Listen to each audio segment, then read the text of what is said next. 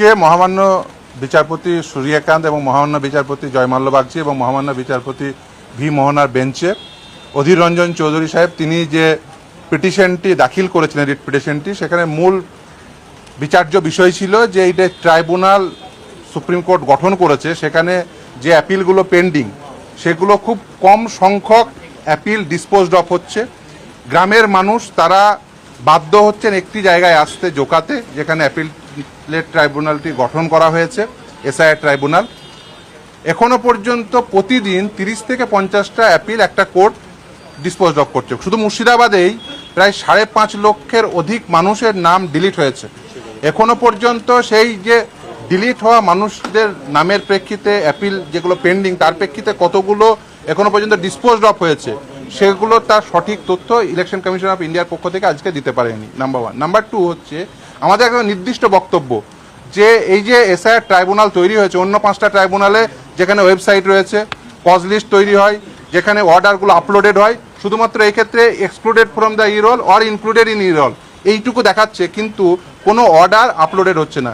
প্রথম কংগ্রেসের যিনি প্রার্থী ছিলেন মহতাব শেখ, তার যে প্রথম যে ট্রাইব্যুনাল যেটা ডিসপোজড অফ করেছিল সেটি মহামান্য বিচারপতি টি.এস. সিবাং নামের বাড়িতে সেই ট্রাইব্যুনালটি ডিসপোজড অফ হয়েছিল, কিন্তু সেক্ষেত্রে সেই অর্ডারটি সেই সময় অ্যাভেলেবেল ছিল, কারণ সেখানে বাড়িতে ডিসপোজড অফ হয়েছিল। তারপরে আর কোনো অর্ডার এখনো পর্যন্ত অ্যাভেলেবেল নয়। ফলে খুব পরিষ্কারভাবে বলতে গেলে কজ লিস্ট এখনো প্রকাশ হচ্ছে না, ওয়েবসাইট নেই, অর্ডারগুলো আপলোড হচ্ছে না।